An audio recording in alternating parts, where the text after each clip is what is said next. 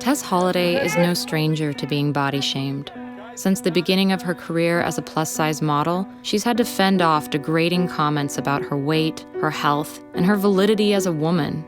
But Tess's appearance on the cover of the UK Cosmopolitan magazine brought out responses that took the hate to a whole other level. You shouldn't promote and advocate that that is acceptable. They're hailing her as brave. I mean, what's brave about eating ice cream? Look at the picture. I mean, her blood type is pudding.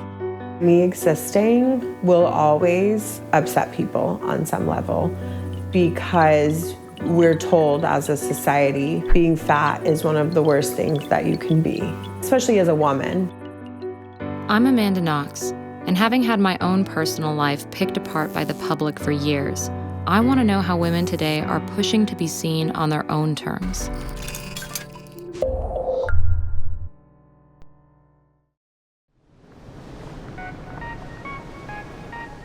Despite her success, Tess has received a lot of heat throughout her career. I want to talk to her about her process of managing that scrutiny and using it to help other people like her. Hi, that's cute. We're just, picking out some fish prints. Hello. Nice to meet you. Nice to meet my you. husband, Nick. Hello. Do you guys vintage together often? Is that like a family affair? We do. Whenever we find a piece that fits her, we snatch it up because there's not that many. But you're like a dream because you're the actual size for all of this. With her face on magazines worldwide and a loving family at home, Tess seems to be living the perfect mix of glam and grounded. But the path to where she is now hasn't been easy. I never thought that I would have this life. My mom used to always say, you're gonna be famous one day. But that's just what moms say to their kids. Totally. Can you take me back to Laurel, Mississippi, where you grew up?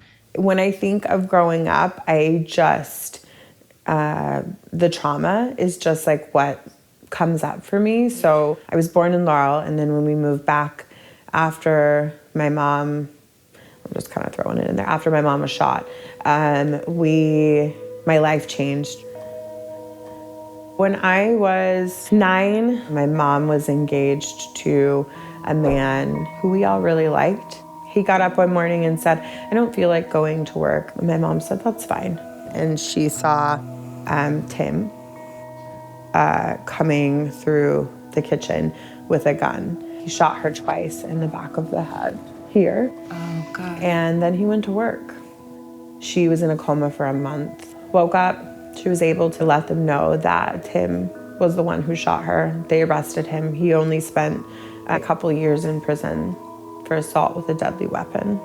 Yeah. Really? Yeah. Because of all of that happening so early, I was just an extremely anxious and fearful child. My childhood was people making fun of my mom for being in a wheelchair. They made fun of us because we were poor, because I was fat. I was bullied to the point of my mom pulling me out of school. It took a lot for me to start breaking down the walls that I had around me and letting people love me. And I'm still surprised when I make friends now and they're like, let's hang out. And in my head, I'm like, why? At the time, what were your coping mechanisms? Food. Food. I was going through how I arrived to start emotionally eating. And I remembered the exact moment I did. And I was sitting at my Aunt Marilyn's house, who was helping care for me. My mom didn't want me and my brother to see her while she was going through physical therapy. And my aunt made me a bowl of vegetable beef soup. And I remember feeling the warmth of the soup and feeling full, and I felt something. I remember thinking, this is how I'm going to get through this. And I still struggle with emotional eating. And it wasn't until modeling that I found a group of body positive bloggers and activists that were saying the terms, I love my body and I love myself. And I thought, what? And then a light bulb went off in my head and I thought, wait, I can actually love the way that I look now, that's allowed. And once that happened, I was unstoppable. I feel like I need to put a hat Yeah, you should on have a with you hat in on, solidarity. Tess's modeling career started by her posing for photos with friends and gathering an enthusiastic fan base online. When she launched #FYourBeautyStandards, a viral campaign for body positivity, she was pushed into the spotlight and her popularity skyrocketed. I really like this hat, but I don't know what I would wear. Do you have anything blue or sheer? Yes. Okay. Yeah, or just naked. Yeah, okay. My career's kind of been built on controversy by accident because I realized that by me existing, it offended people.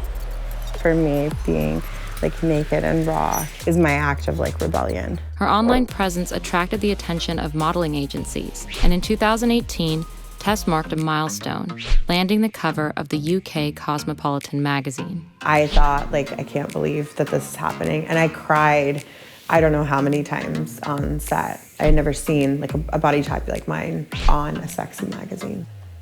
It's a mixed bag of feeling really grateful and hopeful and also frustrated because every door that I break down, there's always going to be at least like 20 behind there.